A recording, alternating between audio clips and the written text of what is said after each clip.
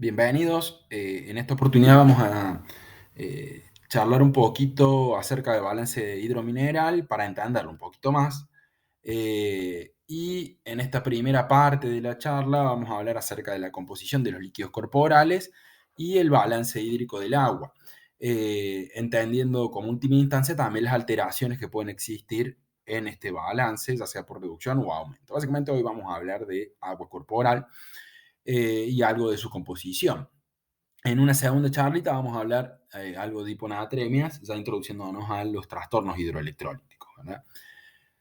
Con respecto a los líquidos corporales, lo primero que tendríamos que entender es que todo líquido corporal es básicamente una solución. Como charlamos, el 60% de nuestro cuerpo está conformado por agua y este agua no viene sola. Este agua conforma soluciones que se diferencian de soluciones contiguas por medio de membranas. Esto es el modelo compartimental, básicamente, en el cual estamos conformados somos un gran compartimento que a su vez dentro del mismo estamos conformados por pequeños compartimentos separados por membranas celulares, somos cubitos básicamente, y dentro de cada cubito, dentro de cada compartimento, existen concentraciones y proporciones distintas de agua y componentes disueltos en ella. Entonces, de esta manera vamos a entender que el agua es el solvente universal y se encuentra en todas las soluciones, en todos los compartimentos corporales que tengamos, a una razón total de un 60% de nuestro peso aproximadamente. Recuerden que para calcular el agua corporal total se hace a través de esta formulita 0,6 por kilo de peso o bien 0,5 por kilo de peso en las mujeres, entendiendo también que en las mujeres el 55% del peso corporal es agua, no así en el sexo masculino. Este agua, les repito, no viene sola, tiene diluido o tiene en su interior una serie de elementos diluidos, entre los cuales se encuentran algunos minerales y algunos compuestos particulares. Estos minerales y compuestos conforman, se llaman ionogramas, que básicamente el ionograma ya saben que es una representación gráfica de la cantidad de solutos que tenemos dentro de un compartimento. Eh, y cada uno de los compartimentos que nosotros tengamos dentro de nuestro agua corporal total va a tener un ionograma diferente. Esto se da primero por las membranas celulares que son semipermeables y que permiten el paso de un lado hacia otro de agua y solutos, eh, y también de mecanismos contratransportadores, cotransportadores, ya sean electroneutros, electronegativos, electropositivos, con consumo de energía, como son, por ejemplo, las bombas ATP-ASA dependientes, como la sodio-potasio ATP-ASA, que es una de las encargadas de generar gradientes entre un lado u otro de ciertas membranas, entendiendo siempre también que tanto las concentraciones positivas como las negativas dentro de un compartimento tienen que estar en la misma proporción. Estos solutos o estos iones o estos compuestos disueltos en este agua, en cada compartimento van a generar una concentración respecto a lo que lo disuelve. Esto se conoce como molaridad, es decir, qué cantidad de soluto tengo yo en un compartimento con respecto al agua que la diluye. Y esta molaridad es lo que va a definir la tonicidad, es decir, para qué lado va a ir el agua de un compartimento a otro. Este grafiquito ya lo hemos visto en otra oportunidad. Básicamente es tener en cuenta al cuerpo humano como un compartimento en el cual el agua conforma un 60%. Recuerden que el intracelular son más o menos 2/3 de este agua corporal total y el extracelular es 1/3.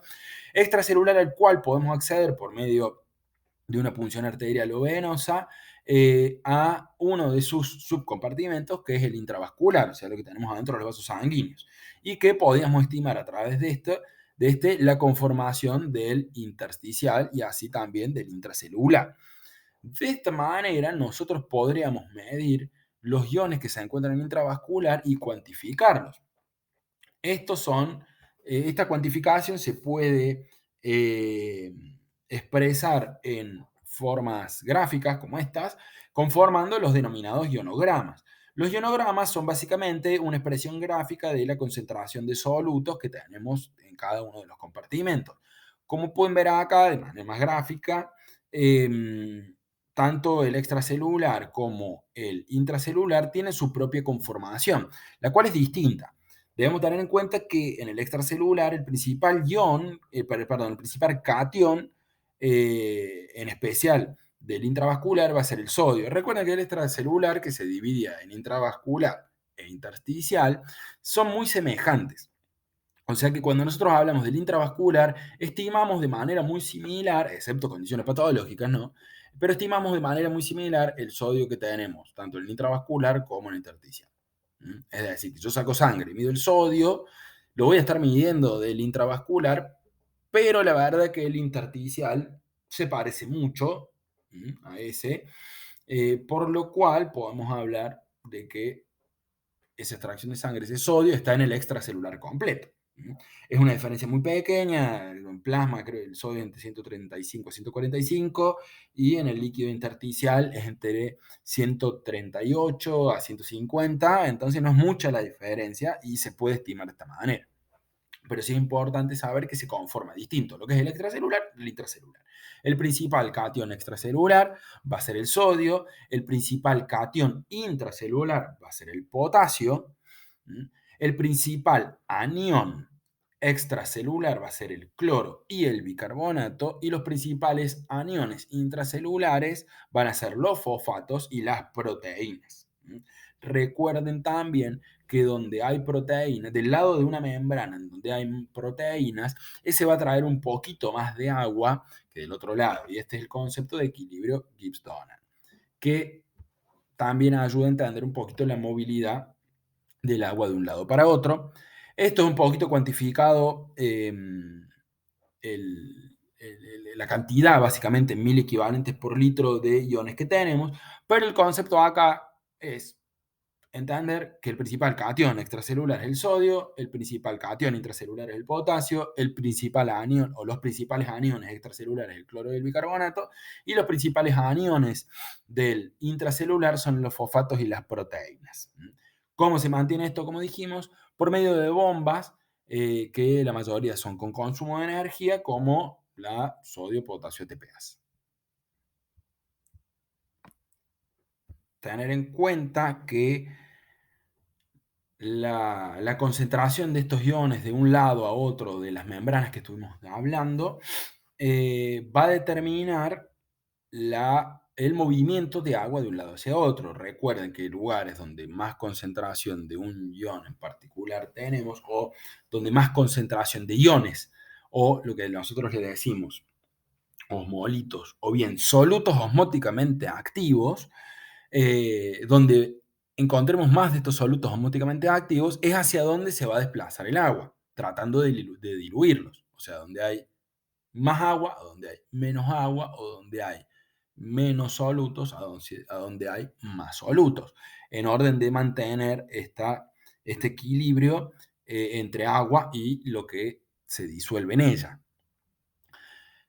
Esta actividad que tienen los solutos osmóticamente activos se la denomina osmolaridad.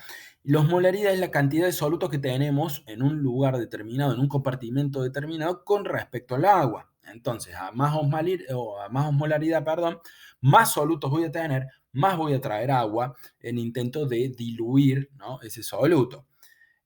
Los solutos osmóticamente activos, el principal es siempre el sodio. Entonces, por lo general, el cálculo 2 veces el sodio nos alcanzaría para estimar la osmolaridad de ese compartimento. Como nosotros accedemos al intravascular, bien, nos alcanzaría para estimar la osmolaridad de la sangre, del plasma. Pero aún así nos quedamos medio cortos en cuanto a la osmolaridad real, porque tenemos algunos otros osmolitos o solutos osmóticamente activos que también van a afectar el paso del agua de un lado hacia otro.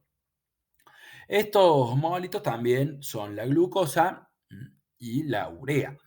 La glucosa puede sumarse como osmolitos si lo dividimos por 18, y la urea si lo dividimos por 2,8, que es básicamente el peso molecular, uno de la glucosa y otro de el nitrógeno, ¿no?, de la urea. Esencialmente, teniendo en cuenta que tenemos 2 nitrógenos en cada molécula de urea. Esencialmente, ¿cómo medimos la osmolaridad? 2 por el sodio, más la glucosa sobre 18, más la urea sobre 2,8. Eso nos da un aproximado de 290 miliosmoles, que es la osmolaridad a la cual, la osmolaridad del plasma, ¿verdad? Este sodio y esta glucosa es lo que nosotros le decimos molaridad efectiva. ¿Qué quiere decir molaridad efectiva? Es la molaridad, primero, más fácil de calcular, con menos laboratorios y que también nos da un valor bastante aproximado y nos podemos manejar con esto. Entonces, una vez definida la osmolaridad, primero, ¿qué es? O entendida, ¿qué es la osmolaridad? Y definida la osmolaridad que tenemos, la osmolaridad efectiva que tenemos nosotros en este momento en una muestra de sangre, todo lo que comparemos al respecto de ese resultado que tengamos va a ser hipo o hiper. Todo aquel compartimento que sea hipoosmolar con respecto a la osmolaridad, en este caso vamos a ponerla del plasma, que es 290, todo aquel que sea menor a 290 va a ser hipoosmolar y va a generar, o sea, ¿qué significa que sea hipoosmolar? Y que va a tener mayor concentración de agua que de solutos. Porque si dijimos que la osmolaridad es la concentración de solutos con respecto al agua, esto significa que hiposmolar son menos solutos y más agua. Esto va a provocar que pase agua desde el medio hiposmolar hasta el hiperosmolar. En el caso de 290 vamos a hablar de isoosmolaridad, siempre que comparemos una cosa con el plasma. ¿Qué quiere decir? Si yo tengo 290 miliosmoles, que sé que es el plasma, y tengo otra muestra que saqué de otro lado, que es de 260, bien, vamos a saber que esa muestra va a ser hipoosmolar con respecto al plasma, y si tengo 380 va a ser hiperosmolar con respecto al plasma. Tener en cuenta que esto siempre se hace en base al plasma. Y también, si tengo una muestra de 290 295 miliosmoles por kilo, va a ser isoosmolar con respecto al plasma. ¿Qué quiere decir? De hiposmolar a isosmolar va a haber paso de agua de hiposmolar a isosmolar. Si tenemos una muestra hiperosmolar, esa va a ser la que va a recibir agua. Y si tenemos dos muestras isosmolares, no va a haber movimiento de agua de un lado para el otro. Y todo esto, les repito, que va a ser definido más que nada por procesos activos y por procesos pasivos de intercambio membranario. Con respecto al agua, el agua, ya dijimos que siguiendo este modelo compartimental, a la hora de acceder, vamos a acceder esencialmente al intravascular y que el agua corporal total corresponde entre un 60 a un 55%, 45-55%, dependiendo de muchos factores. ¿De qué factores va a depender esto?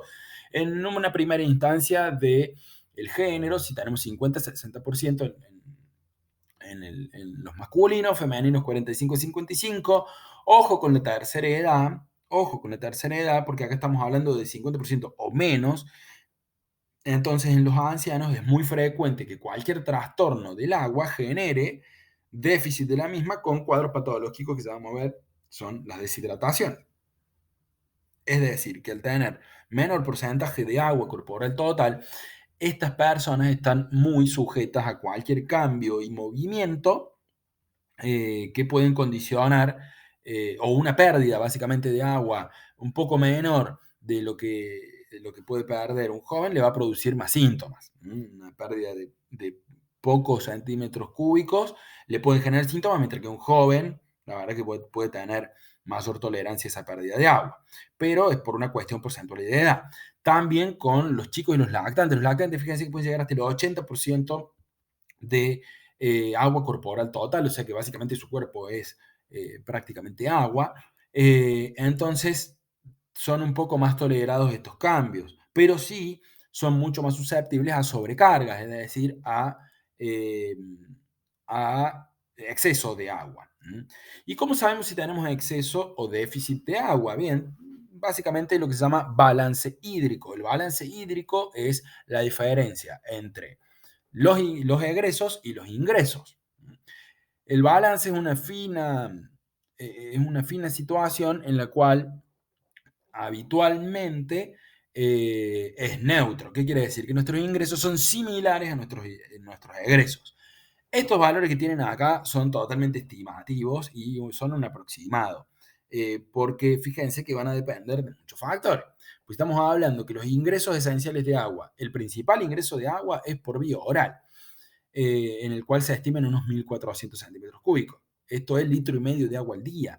Fíjense que hay pacientes o personas me incluyo, que tomamos mucho menos que esto al día, o hay personas que toman muchísimo más. Bueno, esto va a generar una diferencia entre un balance y otro, eh, ya sea balances neutros. El balance neutro siempre vamos a hablar entre unos menos 300, que quiere decir que hemos perdido 300 centímetros cúbicos al día, cero, o sea que no hemos perdido lo mismo que hemos ingerido, o más 300. ¿Qué quiere decir esto? Que hemos ganado 300 centímetros cúbicos o hemos perdido menos de lo que hemos ganado. Esto se refiere al balance hídrico. Y los balances hídricos, en especial en el paciente internado, son particularmente importantes. Esta área, por lo general tarea de enfermería, pero esta área nuestra, día a día, en un internado, determinar qué balance han tenido los pacientes. Los balances pueden ser diarios, pueden ser horarios, o sea, cada una hora pensar cuánto le ingresó y sacar un balance. Si lo que le ingresó es más de lo que le ingresó, es un balance negativo. Si lo que le ingresó es más de lo que le ingresó, eso es un balance positivo. Si es entre menos 300 o más 300, ese balance va a ser neutro. Ampliamente demostrado que los balances, tanto positivos como ampliamente negativos en los pacientes, son perjudiciales y aumentan la mortalidad, en especial en el paciente internado. Es decir, que tendríamos que abogar porque los pacientes siempre tengan un balance neutro. Igualmente hay cuadros patológicos, ya los vamos a echar un ratito, pero hay cuadros patológicos en el cual el balance tiene que ser obligadamente negativo. Por ejemplo, los casos de insuficiencia cardíaca aguda, en los cuales estamos muy congestivos, tenemos muchísima agua en el intravascular, muchísima agua en el en el intersticial, y ese agua lo tenemos que eliminar de alguna manera. Lo eliminamos por orina, que fíjense que es el principal método para eliminar, básicamente, agua, y los tenemos que hacer orinar para eliminar ese líquido, y tenemos que disminuir al máximo los ingresos. ¿Por qué? Porque si no congestionamos a nivel pulmonar, a nivel hepático, podemos tener cuadros de edema agudo de pulmón, o insuficiencia hepática aguda, o fallo del ventrículo derecho. Entonces, en esos casos, sí estamos permitidos, ¿no? Generar un balance negativo, pero no es en todos los casos. Entonces, igual también los pacientes impedidos renales o insuficiencia renal, en el cual el peso es fundamental, tanto para saber la evolución de los pacientes. A ver, si un paciente que tiene un fallo renal crónico, que requiere hemodiálisis porque ese paciente no orina, no puede eliminar este 1,5 litros de agua todos los días. La forma de eliminarlo es a través de terapia de reemplazo renal, por ejemplo, de hemodiálisis, en el cual vamos a extraerlo. Entonces, el peso es fundamental y el seguimiento del peso es fundamental para saber, a ver, bueno, pesa 100 kilos, agua corporal total es el 50%, bien, tiene 50 kilos de agua estimada, por ejemplo, tiene 50 kilos de agua estimada, de agua corporal total. Bien, hoy está pesando, o hoy tiene un 80% de agua estimada. Bueno, con la hemodiálisis tendría que intentar retirar ese 20% de exceso porque no lo va a poder liberar por orina, no lo va a poder egresar por orina. Dentro de los egresos que no son habituales, los egresos no habituales son aquellos que se dan en situaciones particulares y que primero son muy difíciles de contabilizar, que hay que hacerlo, y que le dan pérdida de agua a los pacientes, y que a veces en el paciente, sobre todo que está internado, no le damos bolillas, se nos pasan y los pacientes pueden tener muchos trastornos, pueden tener un balance negativo no visualizado, porque no tenemos en cuenta estos egresos. Los más importantes son esencialmente la fiebre. La fiebre, se estima una pérdida de 150 centímetros cúbicos por hora de duración de la fiebre. Si la fiebre duró una hora, es decir, cuando tengo más de 38 grados durante una hora, ahí voy a tener una pérdida de 150 centímetros cúbicos. Si duró 2 horas, voy a tener 150 más 150, o sea que voy a tener 300. Y todo esto se tiene que agregar al balance que estamos haciendo. La diarrea también va a ser variable, hay muchas formas de contabilizarla, hay veces que se puede, hay veces que no se puede, y la mayoría de las veces pasa por una estimación. Hay formas de tratar de objetivar esto, como es pesar un pañal y en eso sacar algunos índices, pero la verdad que es sumamente engorroso y no es del todo certero. Sí tenemos que tratar de estimarla, ¿no? Porque hay pacientes que pierden mucha cantidad de líquido a través de la diarrea y nosotros tendríamos que reponerle esa cantidad de líquido y tener en cuenta que tenemos que tratar de no darle un balance positivo, o sea, no pasarle más de lo que ellos necesitan. La ventilación mecánica, pacientes en respirador, ahí ya tenemos una pérdida de agua de 1000 al día, a veces más, en algunas modalidades particulares, y en el heat stroke, en el golpe de calor, es variable porque básicamente los pacientes son un solo sudor cuando vienen con estos cuadros patológicos. Entonces, la ingesta y la pérdida van a generar un equilibrio particular, muy variable, tanto la ingesta como la pérdida, y que va a ser multifactorial. Con respecto a cómo se regula este balance, en cuanto a ganancias y pérdidas. Bien, esto va a través de nuestros homorreceptores, que si se acuerdan, los homorreceptores están en el mismo lugar que los quimiorreceptores, y tenemos homorreceptores hipotalámicos también. Los homorreceptores hipotalámicos van a activar esencialmente el mecanismo de la sed en casos de depresión de volumen. O sea que cuando tengamos menos agua, vamos a tener más sed. Este mecanismo está ampliamente disminuido en el paciente anciano y está muy exacerbado en algunos trastornos hipotalámicos y algunos trastornos psiquiátricos, que se llama la hipotomanía de agua, en la cual intempestivamente tomamos agua, porque tenemos realmente sed.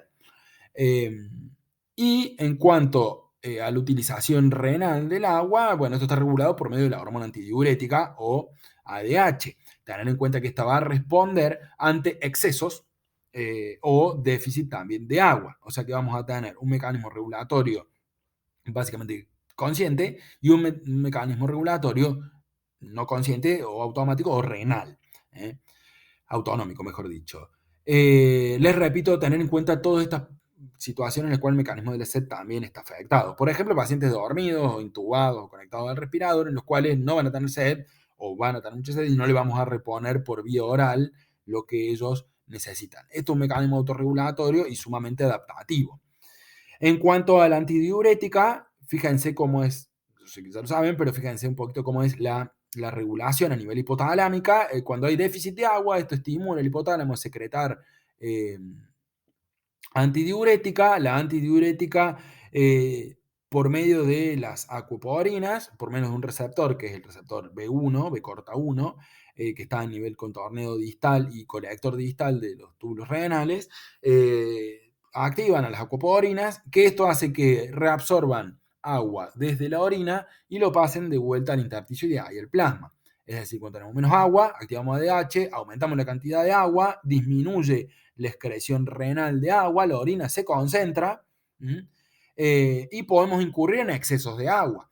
Cuando tenemos excesos de agua, cuando tenemos aumentos en nuestra volemia, esto también es captado por osmoreceptores porque nuestra osmolaridad va a bajar. Recuerden que vamos a diluir nuestra sangre, esto va a hacer que caiga la osmolaridad, por ende, vamos a hacer que la antidiurética disminuya en su secreción, vamos a impedir el mecanismo de las acuaporinas y vamos a permitir que aumentemos el balance negativo, es decir, que orinemos más y que puede incurrir también en un déficit de agua. Entonces, este mecanismo de la antidiurética, ADH, o también llamada vasopresina, es un mecanismo autorregulatorio que es independiente de la sed. Entonces dijimos que el balance hidrosalino puede ser positivo, en el cual ingresa más agua de la que egresa, puede ser neutro, que es más o menos 200, más o menos 300, como les dije recién, en el cual lo que ingresa y lo egresa es igual, en el caso del más menos 200 o más menos 300, mejor dicho, se permite, digamos, este más menos, y en caso de balances negativos tenemos pérdida. O sea que vamos a perder más agua y vamos a retener más solutos, o perdemos las dos cosas. Cuando perdemos agua, el cuadro patológico es básicamente la deshidratación, y cuando ganamos la sobrecarga o la formación de edemas. Con respecto al primero que mencionamos, es decir, la pérdida de volumen extracelular, tener en cuenta que hay dos cuadros fundamentalmente, que son la deshidratación y la hipovolemia, que no son lo mismo, son similares, pero no son lo mismo. La deshidratación es básicamente pérdida de líquido intracelular, que se puede dar por muchas cosas. Puede ser por aumento de la osmolaridad plasmática, o sea, más solutos en el plasma, que hacen que el agua del líquido intracelular se pierda, la célula se deshidrata con riesgo de ruptura de la misma y afectación de mecanismos enzimáticos y función celular. O sea que cuando tenemos aumento de osmolaridad plasmática, vamos a tener deshidratación sí o sí por deshidratación del líquido intracelular. La hipovolemia, por otro lado, es otra cosa y es cuando se reduce el agua del intravascular. Que esto puede ser que se pierda agua sola, que esto es pérdida de agua libre, como es el caso, por ejemplo, de uso de algunos diuréticos de ASA, como la furosemida, en el cual eliminamos esencialmente agua libre, eliminamos otra cosa también, pero bueno, fundamentalmente eliminamos agua libre y es su función. O bien cuando perdemos sodio, en el caso de las hiponatremias por pérdida, en el cual perdemos sodio, si tenemos un mecanismo renal más o menos conservado, va a arrastrar el agua y esto va a hacer que perdamos sodio y agua. ¿Cuál es la diferencia entre uno y otro? Y la concentración de sodio en sangre, ¿verdad? En uno vamos a perder sodio y agua, entonces vamos a tener o un sodio normal o un sodio bajito, y en el otro vamos a perder fundamentalmente agua, es decir, que el plasma se va a concentrar. Eso va a hacer que tengamos sodio quizás normal o alto. ¿Cuáles son las causas de estas pérdidas de volumen extracelular? Las causas, la más importante, son las hemorragias. En las hemorragias sabemos que perdemos básicamente plasma y elementos formes, es decir, agua y solutos en cantidad similar, lo cual puede producir, obviamente, síntomas relacionados a esto, vamos a hablar un poquito, y síntomas relacionados tanto a la pérdida de agua y de solutos como a síntomas relacionados también a una anemia aguda, ¿no? A pérdida de glóbulos rojos y hemoglobina. O sea que van a ir acompañados de dos cosas diferentes. Por otro lado, por un lado dijimos las hemorragias, por otro las pérdidas, y dentro de las pérdidas tenemos las pérdidas renales y las extrarrenales. Dentro de las extrarrenales, las más importantes son las gastrointestinales. Las gastrointestinales es muy frecuente en lo que son los síndromes diarreicos o en los síndromes eméticos, en los cuales los pacientes vomitan y pierden agua, pierden obviamente sodio, ácido clorhídrico, un montón de cosas más, pero también pierden agua. Y estos pacientes es muy importante que cuantifiquemos esto para podérselo reponer, porque si no vamos a tener síntomas secundarios a esto. Las causas más frecuentes también en los pacientes internados son los pacientes que tienen nada por boca porque están con vómitos, entonces no ingieren agua, pierden agua también por los vómitos, o tienen diarrea y lo que toman no es suficiente para reponer esa pérdida, incurriendo en balances negativos, o los pacientes sondados, por ejemplo, que tienen sondas nasogástricas en los cuales evitan un montón, por ejemplo, los cuadros de ILEO o de parálisis intestinal, en el cual tenemos un freno, tenemos aumento de líquido en el intraluminal intestinal, y si tenemos una sonda ahí, bueno, ese líquido va a salir hacia afuera y vamos a perder agua. También las fístulas recuerden que son trayectos patológicos de un compartimento hacia otro, que no tendrían que existir, y en los cuales siempre existe pérdida de algo. Bueno, lo que se pierde esencialmente es agua, sobre todo en lo que se llaman fístulas atmosféricas, o sea que salen hacia afuera. Si tenemos, por ejemplo, una fístula del intestino hacia afuera, y bueno, el intestino siempre va a tener más agua que afuera, entonces va a ser una pérdida constante de donde hay más hacia donde hay menos. También podemos tener pérdidas cutáneas, como en el caso de los grandes quemados, en el cual se forman ampollas gigantescas y perdemos agua. Ni hablar si esa ampolla se rompe, se revienta, porque va a quedar un lecho súper grande en el cual en todo el lecho van a haber pérdidas de gotitas de agua todo el tiempo. No sé si les ha pasado alguna vez quemarse feo, y ver que en el sitio, o sacarse el techito de una ampolla, y ver que en ese sitio, cuando lo miramos, tenemos un montón de gotitas en ese lecho que quedó, un montón de gotitas. Bueno, esa agua que se pierde es el exterior, y eso se pierde porque afuera hay menos agua, ¿no?, que lo que vamos a tener adentro. Entonces, se pierde por ese medio. Lo mismo pasa con, por ejemplo, el síndrome de Stevens-Johnson, que se comporta como un gran quemado, entonces sería el mismo fundamento. El síndrome de Stevens-Johnson, recuerden que es una farmacodermia severa con afección sistémica grave. En cuanto a la fiebre, es lo mismo, pues bueno, vamos a tener aumento de la temperatura con aumento de pérdida de agua hacia el exterior. Recuerden también los cuadros febriles persistentes y lo que significaba tener fiebre a la hora del balance del agua. En cuanto a las pérdidas renales, la causa más frecuente son los diuréticos, el uso de diuréticos, sobre todo los diuréticos de asa, en los cuales se pierde mucha agua libre, la furosemida, la diabetes insípida, las diuresis osmóticas, que son la eliminación de ciertos compuestos a través de la orina, los déficits de aldosterona y las nefropatías perdedoras de sal. Existe un cuadro que se llama síndrome perdedor de sal cerebral, que se da sobre todo en cuadros de traumatismo de cráneo y demás, en el cual hay un estímulo central cerebral para la pérdida de sal a través de la orina. Y en esto también tener en cuenta este concepto que a mí me parece muy importante, que es el concepto de tercer espacio, que lo mencionamos un montón en la práctica clínica, pero la verdad que no mucho sabe a qué se refiere, ¿no? El tercer espacio se refiere a un sector que está separado del resto de la economía por una membrana que no es tan semipermeable porque es un espacio que siempre va a estar en déficit, es decir, que te va a pedir, pedir, pedir, pedir, pedir y nunca lo vas a lograr equilibrar. Es decir, que siempre va a ser fuente, siempre te va a recibir agua, siempre te va a recibir sodio, siempre te va a recibir proteínas, siempre te va a recibir todo. Es decir, que vamos a tener pérdidas en ese lugar. Los terceros espacios más frecuentes son, por ejemplo, las colecciones y los abscesos.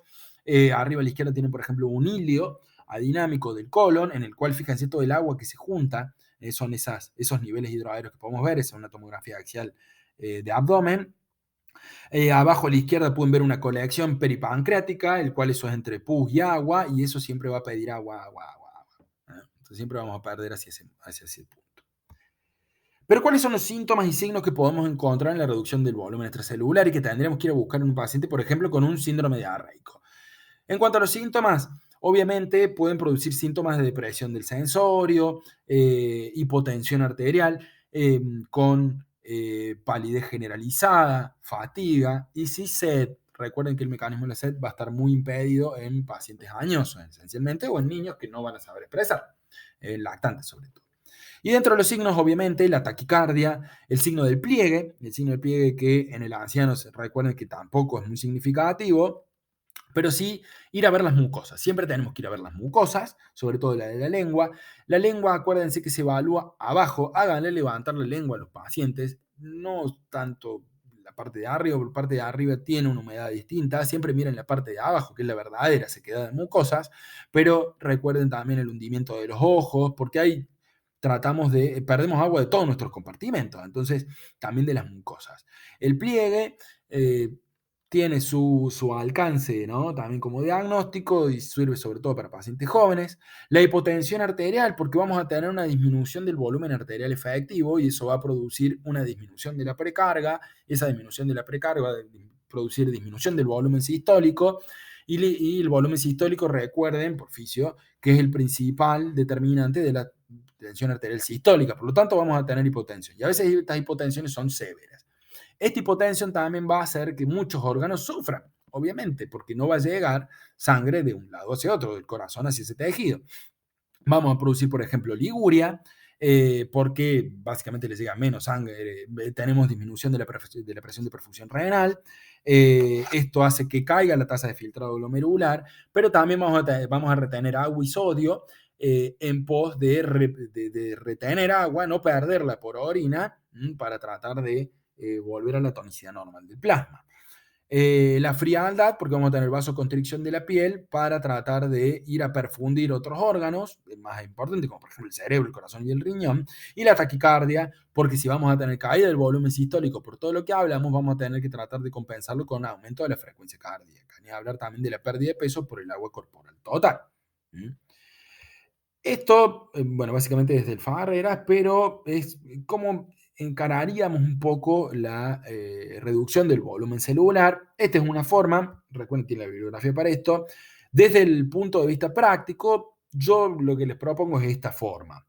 Cuando tenemos reducción del volumen extracelular, básicamente el diagnóstico es clínico. ¿Qué es lo que tendríamos que ver? Inicialmente si tiene signos y síntomas de reducción del volumen extracelular. Si tiene signos y síntomas de reducción del volumen extracelular, nos tendríamos que preguntar si lo que está perdiendo el paciente es agua libre o se está perdiendo todos los componentes del agua corporal, llámese agua y o solutos. Siempre, en ambos casos, hay que descartar hemorragias. Y recuerden que hay hemorragias que no se van a poder visualizar, por ejemplo, las hemorragias digestivas, que a veces empiezan de manera insidiosa, poquito, de poquito, de poquito, hasta que se manifiestan. Entonces, no siempre las vamos a poder ver hasta que sea medio tarde, digamos, ¿no? Y siempre nos van a dar signos y síntomas de esto. ¿Cómo es una forma de estudiarlo? Básicamente con el hematocrito, como vimos recién, con el sodio urinario y con los trastornos del equilibrio ácido-base.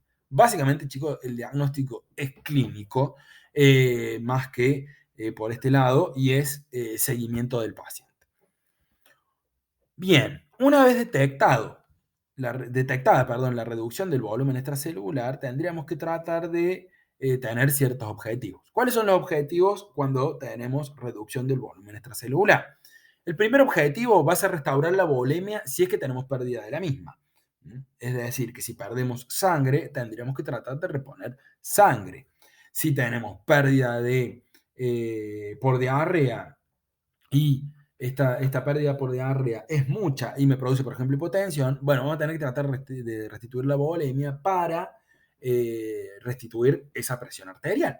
Entonces, como primer objetivo es estimar la volemia del paciente, si está muy baja o está muy alta o tiene la volemia normal, lo cual sería muy raro en pérdida de los líquidos del extracelular, pero como primer paso, les repito, restaurar la volemia.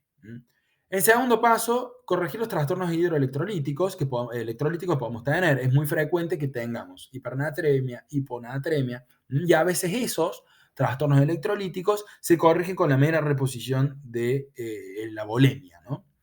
Y por último, corregir los trastornos ácido-básicos, que para eso ya debemos tener una charla al respecto. La reposición de líquidos siempre debería ser de la manera más oral que se pueda, es decir, por boca, en forma de agua, de agua mineral, si se quiere, o agua. Eh, obviamente agua dulce, ¿no? Pero cuando los pacientes están impedidos o esta reposición oral no les alcanza, por ejemplo, el paciente con vómitos o inconscientes, la reposición puede ser parenteral. Recuerden que siempre lo ideal sería reponer por vía enteral, o sea, de la boca hasta el ano en algún momento. Con respecto a la reposición parenteral, ¿cómo podríamos enfocar el tratamiento? Bien, para eso tenemos lo que llaman soluciones. Las soluciones, hay dos grandes tipos, hay un montón, pero esto, para simplificárselo, hay dos grandes tipos, son las soluciones coloidales y cristaloides. Las coloidales, la característica es que no se diluyen del todo, ¿se acuerdan? Los coloides eran soluciones en las cuales vos tenés agua y macromoléculas que no se terminaban de diluir del todo, no se integraban a la solución misma. Eran los que tenían el efecto Tyndall. El efecto Tyndall es el que vos le pones contra la luz y ves que tienen ahí algunas partículas, ¿no?, en su interior. No así los cristales, que vos lo pones contra la luz, agua contra luz, y no se ve nada, es homogénea. Dentro de los coloides, los más importantes, los almidones o los derivados de la starch, dentro de los cuales es el volumen, es el más famoso. No importa esto porque son básicamente para reponer el intravascular y la verdad que tienen un uso muy discutido en la clínica. No vamos a olvidar de esto. Dos palabras merecen los cristaloides. Los cristaloides los conocen como la solución fisiológica, el Ringer lacta, el Ringer o las dextrosas, cada uno con su composición en particular. ¿Qué me interesa a mí de esto? Entender que cuando nosotros estimamos que un paciente tiene pérdida o tiene reducción del volumen extracelular, tendremos que tratar de establecer si lo que perdió es agua libre o lo que perdió es soluto. Si lo que perdió es agua libre, o las dos cosas. Si lo que perdió es agua libre, tendremos que restituir agua libre, no solutos, porque recuerden, si perdemos agua solamente, concentramos los solutos y tenemos, por ejemplo, hipernatremia. Y la principal característica de la solución fisiológica, por ejemplo, es que tiene sodio, está compuesta de sodio. Entonces, si tenemos hipernatremia y le ponemos más sodio, podemos generar más hipernatremia con todo lo que eso implica, ¿no? Con todos los síntomas secundarios de la hiponatremia que son muy severos, esencialmente la deshidratación y las hemorragias cerebrales. Entonces, si perdemos algo libre y no tenemos cómo reponerlo por vía oral, tendríamos que reponerlo por vía parenteral. Bueno, lo más parecido a agua libre es el agua destilada. El agua destilada no se administra por vía endovenosa porque es extremadamente hipotónica, porque agua destilada es solamente agua, es agua pura, no tiene nada adentro, no tiene ningún tipo de solutos adentro. Y esto hace que si nosotros la administrásemos de manera si nosotros la administrásemos de manera parenteral, podríamos generar una deshidratación severísima y los pacientes básicamente lo podemos conducir nosotros a la muerte. Entonces, no es factible. Con respecto a otras formas de administración de líquidos, en cuanto a agua libre, y bueno, otras formas son las de dextrosa. Las de dextrosa, ya sea el 5, 10, 20%, son básicamente compuestos hipotónicos, porque no tienen cristales, no tienen minerales adentro, y son básicamente agua. A veces los usamos como repositores de agua libre. Y vamos a reponer esencialmente el intracelular, que es básicamente agua libre. La solución fisiológica es cloruro de sodio del 0,9%, eh, y es isotónica con respecto al plasma, pero básicamente se compone de cloro y sodio, no así el Ringer lactato, que es una solución que se llama balanceada. Perdón, ahí dice 0,9 cloro y sodio, es un error. También es isotónica y es una solución mucho más aceptada porque es la que nosotros le decimos balanceada. ¿Y por qué balanceada? Y porque fíjense que la composición del Ringer es isotónica con respecto al plasma y tiene sodio, tiene cloro, pero también tiene potasio, calcio y lactato. O sea que está más dividida esa osmolaridad, ¿no?, en otros compuestos. En cambio, la solución fisiológica básicamente tiene 154.000 equivalentes de sodio y 154.000 equivalentes de agua. Es decir, que si yo tengo que hidratar un intravascular del paciente, voy a elegir un cristaloide, en especial soluciones balanceadas como el Ringer lactato. Si no lo tengo, solución fisiológica está bien, pero si tengo que hidratar el intracelular, tendría que buscar una solución esencialmente de agua libre, por ejemplo, las soluciones dextrosadas o las glucosas. Vistos entonces las depleciones o las pérdidas del volumen extracelular, vamos a charlar ahora de otra patología del agua, que es el aumento del volumen extracelular, ¿no?, que se manifiesta clínicamente por edemas, ¿no? Edemas, acuérdense que es la acumulación intersticial de agua y que se puede dar por una disminución de la presión oncótica del intravascular, en la cual perdemos proteínas por la causa que sea. Eso va a producir pérdida de agua hacia el intersticio porque tiene mayor concentración de proteínas, recuerden el equilibrio de Gibbs-Donald, por un aumento hidrostático de la presión intravascular del agua que va a propugnar, digamos, la salida, por un bloqueo linfático en el cual va a producir salida desde la linfa hacia el intersticio, o bien por un aumento de la permeabilidad vascular. Todo esto, excepto el aumento de la permeabilidad vascular, es las leyes de Starling del movimiento de los líquidos a través de un vaso sanguíneo hacia el exterior, ¿no?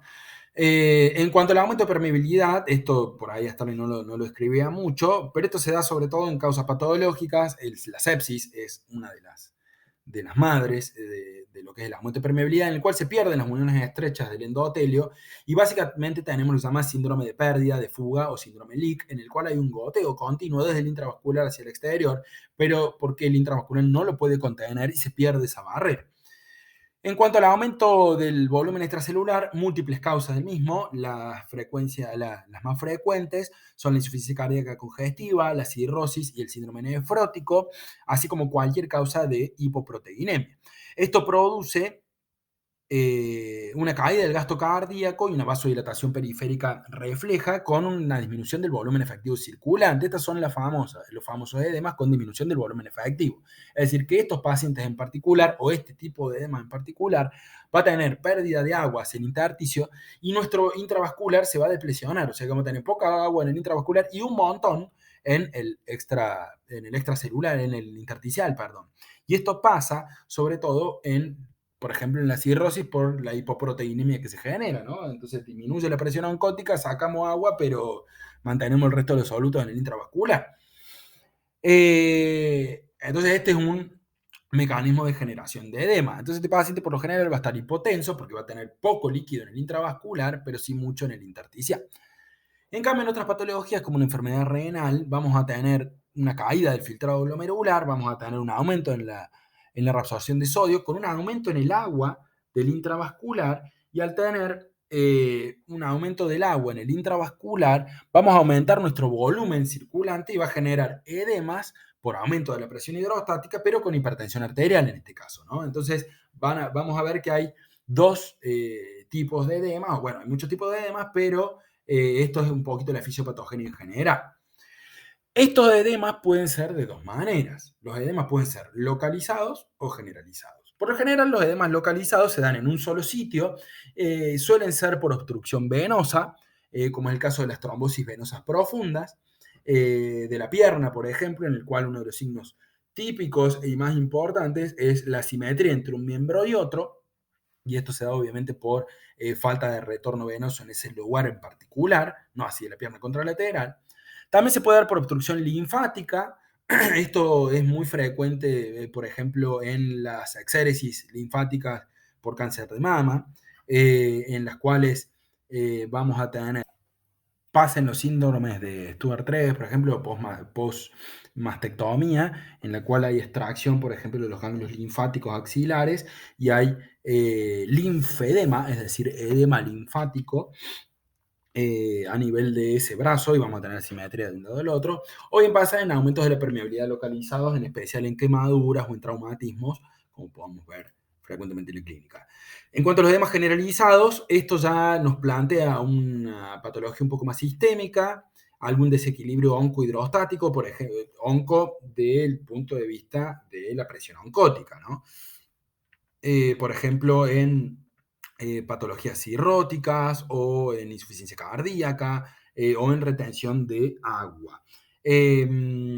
Estos pueden ser también, obviamente, con disminución del volumen circulante o con aumento del volumen circulante, o también en los síndromes, por ejemplo, de pérdidas masivas como el síndrome LIC o de fuga capilar, que es lo que estábamos mencionando antes. En cuanto a los edemas generalizados, dentro del desequilibrio de este oncohidrostático que estuvimos hablando, tendremos que hablar de aquellos que tienen disminución del volumen circulante efectivo, como por ejemplo la insuficiencia cardíaca congestiva, los que tienen aumento del volumen efectivo circulante, como en las glomerulonefritis agudas o otras patologías renales, o bien el aumento de la permeabilidad, por ejemplo, en fármacos, ¿no? Entonces, tenemos toda una gama de edemas que tendríamos que tratar de estipular. Les dejo este cuadrito como para que hagan un print de pantalla y que lo tengan siempre en mano.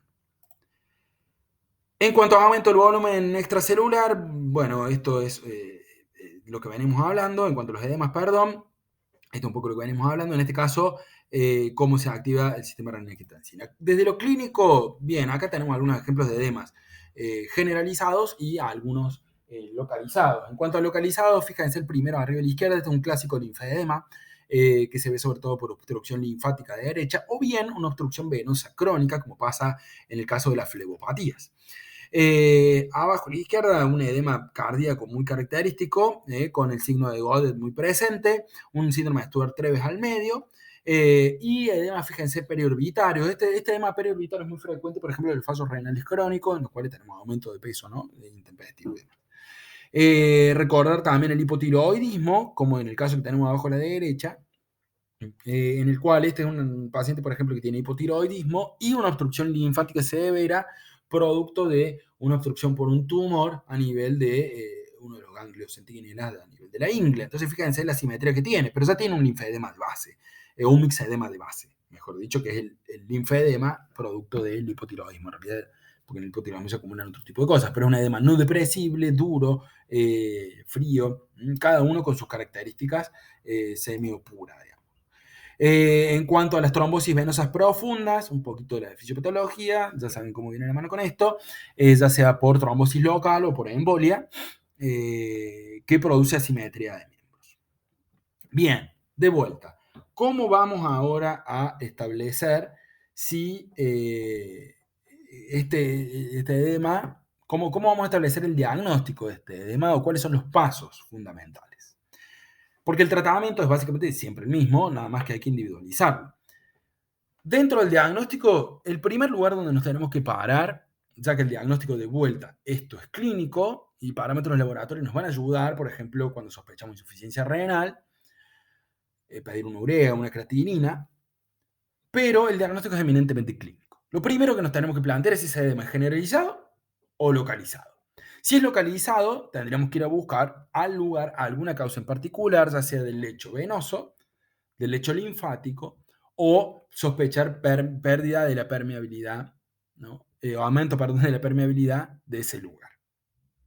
Segundo paso es buscar la causa de base, como estamos diciendo, si es localizado o si es generalizado. Si es generalizado, tendríamos que pensar si esto es con volumen arterial o volumen circulante efectivo disminuido, como en el caso de las hipoproteinemias, en el cual perdemos proteínas y ese líquido intravascular sale al intersticial, entonces se va a perder del intravascular, entonces vamos a tener caída del volumen intravascular efectivo, y esto como lo vemos con hipotensión, letargo, el paciente está más somnoliento, las mucosas secas, o bien si es con aumento del volumen efectivo circulante, que esto pasaría más que nada por un aumento de la presión hidrostática, por ejemplo, en la enfermedad renal, la insuficiencia renal, en el cual no podemos eliminar agua porque básicamente no la orinamos y la acumulamos. Entonces tenemos hipertensión arterial y algunos otros signos de edema generalizado. ¿Cómo es el tratamiento del edema entonces? Primero, 3 pasos generales para todos. El primero es el reposo y elevación, sobre todo en lo localizado. Cuando tenemos edema tenemos que acostarnos y elevarlo sobre el eje flebostático que es a nivel de la aurícula derecha para aumentar el retorno venoso. El segundo punto, restricción de agua y también de sal. Estos pacientes a veces con una restricción, con una mínima restricción de sal de la dieta, a veces andan. Y por último, el tratamiento diurético, que este tratamiento no es para todas las personas y va a depender exclusivamente de la causa, o bien cuando es refractario a las otras medidas, o bien cuando aún con todas las medidas impuestas necesitamos optimizar el tratamiento. Los diuréticos tenemos un montón, pero básicamente recuerden que los diuréticos son fármacos que van a eliminar agua por vía renal. Esto implica que si nosotros tenemos un paciente con un fallo renal completo que no orina, no va a ser respondedor a diuréticos. Por lo tanto, no va a darle diuréticos a esas personas. ¿Cuáles son los diuréticos más importantes que me gustaría que ustedes conozcan? Por un lado, la hidroclorotiazida, por otro, la espironolactona y por último, la furosemida. Y esto porque son básicamente los diuréticos más ampliamente usados en la clínica, ¿no? Y en la práctica. La hidroclorotiazida es una tiazida que actúa en el túbulo contornado distal. Recuerden que lo que va a hacer es inhibir la reabsorción de sodio y de cloro. Por lo tanto, no vamos a traer agua y vamos a eliminar más sodio y cloro por la orina, lo cual va a hacer que eso conduzca también agua y se elimine. ¿Quiénes son pasibles de estos tratamientos? Y aquellos que tengan edemas de origen cardiogénico, porque recuerden que la insuficiencia cardíaca lo que genera es una activación del sistema renina-angiotensina, y con esto disminuiríamos aldosterona y con esto disminuiríamos un poco ese efecto porque básicamente la aldosterona no va a retener agua y sodio. En realidad sodio y secundariamente agua. En este caso trataríamos de paliar un poco ese efecto. También el paciente con hipervolemia leve y aquellos asociados a hipertensión, porque es un muy buen fármaco, está demostrado básicamente que como tratamiento antihipertensivo anda muy bien. ¿Y por qué la hipertensión? Recuerden que nos implicaría un aumento del volumen circulante.